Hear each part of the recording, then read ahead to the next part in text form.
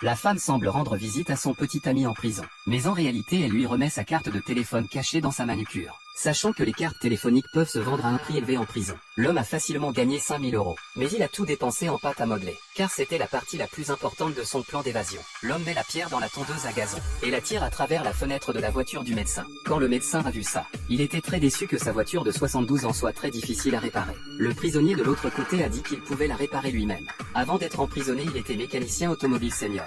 Face à des réparations gratuites, le médecin a naturellement accepté de descendre. Mais le médecin ne savait pas qu'en fait c'était les coéquipiers de l'homme. Quand les gardes étaient prêts à emmener son coéquipier à l'extérieur, il a fait semblant d'avoir une crise d'asthme, a toussé comme un fou et s'est faufilé vers lui, puis a reproduit le contour de la clé avec de la pâte à modeler. À l'extérieur, Matt a inspecté la voiture, et avait l'air de travailler dessus, mais il cherchait la cachette parfaite.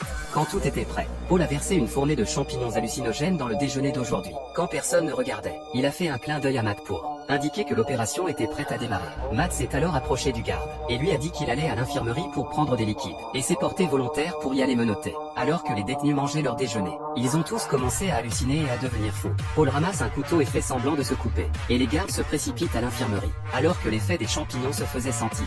La cafétéria est devenue un véritable bordel, et les détenus ont commencé à jouer à des jeux. L'infirmière a reçu l'ordre de se précipiter sur les lieux avec tous les gardes. Matt a regardé par la fenêtre et a vu que le médecin avait été traîné pour aider. Il a donc sorti ses outils et a réussi à arracher les menottes.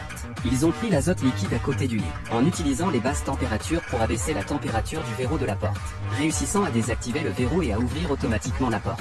À présent le couloir était vide. Ils sont arrivés tranquillement à la porte d'entrée, et ont sorti la clé qu'ils avaient sculptée avec du savon à l'avance, prêts à ouvrir la porte et à s'enfuir.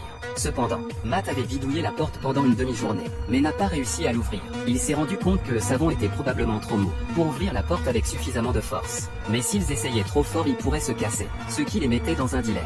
À ce moment-là, le bruit des gardiens de prison derrière eux, Paul s'est rendu compte qu'il manquait de temps. Alors il a décidé de faire un sacrifice, et s'est mis devant les gardes pour attirer son attention, pour donner à Matt le temps de s'échapper. Bien sûr, son sacrifice a fonctionné, et quand il s'est retourné, Matt était déjà sorti par la porte. Matt a utilisé l'habileté tout le long pour éviter la ligne de mire de la police, et puis vers la voiture du docteur qui se rapprochait. Il a habilement ouvert le coffre de la voiture, et n'a pas hésité à se coucher directement dedans. Les détenus du restaurant ont été diagnostiqués par le médecin comme ayant des champignons hallucinogènes, et il suffisait d'attendre quelques instants, et de prendre quelques tranches d'orange pour redevenir normal.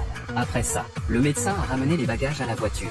Mais étrangement, quand il a ouvert le coffre, il était vide. La voiture a été contrôlée par les gardiens de prison à la porte, et est partie sans que personne ne sache où était Matt à ce moment-là. Quand le docteur est arrivé chez lui et est sorti de la voiture, le siège arrière de la voiture a commencé à émettre un bruit étrange. Le siège a commencé à être coupé petit à petit, puis Matt en est sorti en rampant. Il s'avère qu'à l'époque, quand il réparait la voiture, il avait enlevé toute la mousse du siège arrière de la voiture, puis fabriqué un morceau de tissu noir qui pouvait cacher son corps. C'est ainsi qu'il a réussi à se cacher et à s'échapper de la prison sans encombre.